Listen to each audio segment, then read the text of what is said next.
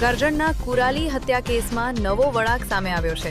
માહિતી અનુસાર હત્યાના આરોપીએ પોલીસ કસ્ટડી દરમિયાન આપઘાત કર્યો હોવાની ઘટના સામે આવતા વિસ્તારમાં ચકચાર મચી છે। આ ઘટનાને લઈને કરજણ બાર એસોસિએશન સક્રિય બન્યું છે અને સમગ્ર કેસમાં ઊંડાણપૂર્વક તથા નિષ્પક્ષ તપાસ કરવાની માંગ કરી છે। વકીલોનું કહેવું છે કે કસ્ટડી દરમિયાન આવી ઘટના બનવી ગંભીર બાબત છે અને સત્ય બહાર આવવું ખૂબ જ જરૂરી છે। હાલમાં પોલીસ દ્વારા સમગ્ર મામલે આગળની કાર્યવાહી ચાલુ છે। આ ઘટનાને લઈને સ્થાનિકોમાં પણ ચિંતા અને ચર્ચાનો માહોલ જોવા મળી રહ્યો છે। છેલ્લા એક વીકથી આ તાલુકો એક જે શાંતિમય તાલુકો હતો તેનું શાંતિનું વાતાવરણ ડોહી રહ્યું છે। દિવસે દિવસે ક્રાઇમ વધી રહ્યા છે। એની પાછળનું મુખ્ય કારણ કરજણ પોલીસ કે સદંતર જે પોલીસ છે આ તપાસ કરવાની અંદર જો ઉડાણપૂર્વક કોઈ પણ ઘટનાની તપાસ કરવામાં આવે તો તમામ રહસ્ય ખુલે એવા છે। પરંતુ પોલીસ આજે અમારા સાથી મિત્ર વકીલ છે એમના પિતાશ્રીનું જે 18 તારીખે ગુમ થયા ત્યારબાદ એમને લગભગ 5 દિવસ પછી એમની બોડી મળે છે। કરજણ પોલીસ એક આરોપીને પકડી લાવે છે, એ આદિવાસી સમાજના છે।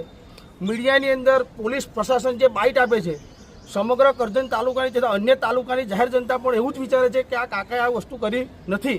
તેમ છતાં પોલીસ પકડી લાવે છે, નામદાર કોર્ટમાં રજૂ કરે છે। નહીં ત્યારે આ જ પોલીસ 24 કલાક પૂરા થાય તો પણ આરોપીને રજૂ કરતા નહીં। આ કેસની અંદર આરોપીને 24 કલાક પહેલાં રજૂ કરવામાં આવે છે। આરોપી આજે સવારે હમણાં પોલીસ પ્રશાસન જે વાતચીત થઈ એમને જે કીધું એ પ્રમાણે તમને જણાવું કે સવારે બાથરૂમ જવા માટે પેલા એ થાય એમને આ ગળે ફાંસો ખાધો। હવે ખરેખર પોલીસ પ્રશાસન જ્યારે કોઈ આરોપીને પકડે છે તો સંપૂર્ણ જવાબદારી પોલીસ પ્રશાસનની હોય છે। એટલે કંઈક ને કંઈક ઢીલું સંઘર્યું છે। પોલીસ સામે પડદો પાડી જાય છે। જે ખરેખર સાચા આરોપી છે એને છાવરવાનો પ્રયત્ન 100% થઈ રહ્યો છે। સીસીટીવી ફૂટેજની અમે હમણાં માંગણી કરી પરંતુ કે ડાઉનલોડ થાય છે પછી તમને આપીશું। પરંતુ મારે એવું કહેવું છે કે ખરેખર સાચા આરોપીને જો સજા કરવામાં આવે તો આ ક્રાઇમની ઘટે એવા છે। જો આ રીતે છોડવામાં આવશે અને ઢીલું સંકલન આવશે તો દિવસે દિવસે કરજણ તાલુકાની અંદર ક્રાઇમના બનાવો વધશે। આ કાકાનું જે નિધન બતાવે છે કે ગળે ફાંસો ખાધો, કોઈ પણ વ્યક્તિ વિચારો બૂટની દોરીથી કઈ રીતે ફાંસો ખાય। એટલે પોલીસ પ્રશાસને કાળજી શું રાખી કેમ એ ત્યાં આગળ બીજા 2 વ્યક્તિને બેસાડે ના।